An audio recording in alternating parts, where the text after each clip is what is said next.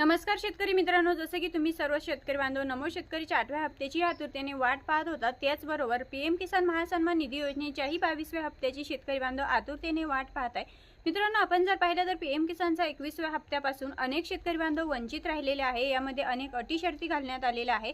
म्हणजेच एकंदरीत राज्य शासनाच्या माध्यमातून आणि केंद्र शासनाच्याही माध्यमातून पीएम किसान योजना आणि नमो शेतकरी योजना या दोन्ही योजनांमध्ये दिवसेंदिवस अनेक अटी शर्ती घालण्याचं काम केंद्र सरकार आणि राज्य सरकार करत आहे, जेणेकरून अनेक शेतकरी बांधव यापासून वंचित राहत आहेत। जसं की पीएम किसान योजनेच्या 21व्या हप्त्यापासून अनेक शेतकरी बांधव वंचित राहिले।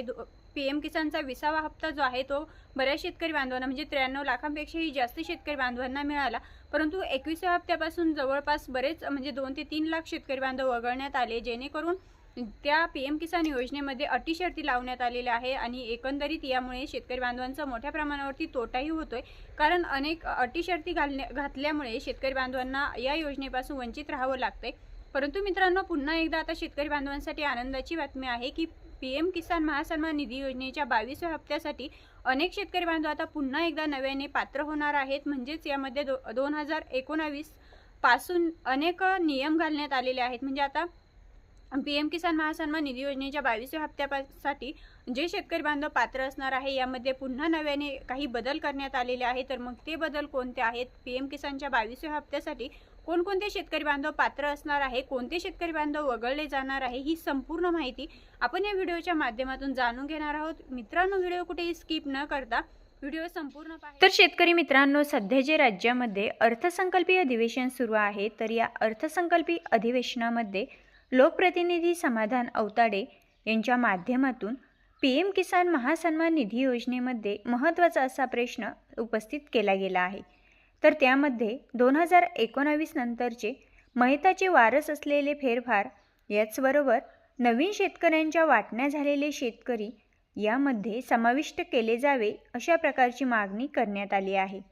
आता मित्रांनो, यालाच उत्तर देत असताना आपल्या राज्याचे कृषी मंत्री दत्ता मामा भरणे यांच्या माध्यमातून महत्त्वाची अशी माहिती देण्यात आलेली आहे, ज्यामध्ये पीएम किसान महासन्मान निधी योजनेमध्ये ज्या काही मार्गदर्शक सूचनांचा कट ऑफ द पिरियड हा 2024 मध्ये संपलेला आहे।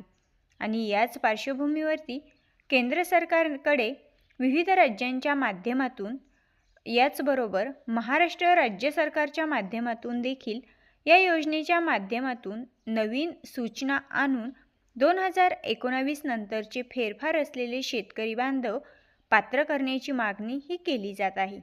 म्हणजेच आता जे नमो शेतकरी योजनेमध्ये जे नवीन शेतकरी बांधव आहेत, म्हणजेच 2019 नंतरचे जे शेतकरी बांधव आहे, जे की पीएम किसान योजनेतून वगळण्यात आले होते, तर त्या सर्व शेतकरी बांधवांसाठी ही आनंदाची बातमी। आपण जर पाहिलं तर पीएम किसानच्या 20व्या हप्त्यामध्ये आणि पीएम किसानच्या 21व्या हप्त्यामध्ये लाभार्थ्यांच्या संख्येमध्ये बरीच मोठ्या प्रमाणावरती तफावत आपल्याला पाहायला भेटते। मित्रांनो, आता त्या संपूर्ण शेतकऱ्यांसाठी आनंदाची बातमी आहे, कारण राज्यसभेच्या अर्थसंकल्पीय अधिवेशनामध्ये हा महत्त्वाचा मुद्दा हा मांडण्यात आलेला आहे।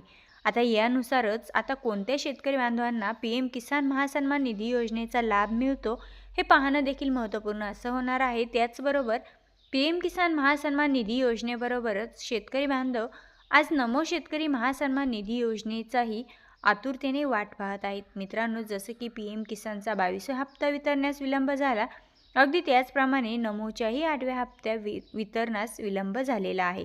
परंतु आता लवकरच नमो शेतकरी महासन्मान निधी योजनेचा हप्ता हा शेतकऱ्यांच्या खात्यावरती जमा केला जाऊ शकतो।